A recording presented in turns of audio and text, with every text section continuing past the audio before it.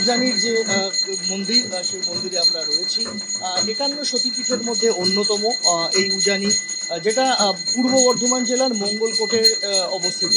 কথিত আছে যে দেবী সতীর বাম কুনোই পড়েছিল এই উজানিতে, এবং সেখান থেকে এখানে যে রায় পরিবার, এই রায় পরিবারই এই গোটা মন্দিরের দেখভাল এবং তত্ত্বাবধানের দায়িত্বে, তারাই পূজা অর্চনা করে আসছেন আজকে ২৩ প্রজন্ম ধরে।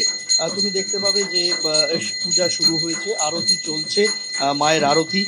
এখানে মূলত দুর্গাপূজার সময়টাই, যেহেতু দুর্গা রূপে পূজিতা হন মা উজানি এখানে, সে কারণে দুর্গাপুজোর সময়তেই আমরা এখানে দেখি ধুমধাম করে পূজা হয়। কালী পূজার সময়ে অবশ্যই, যেহেতু দীপান্বিতা অমাবস্যা, সেই দীপান্বিতা অমাবস্যার পূজা চলে।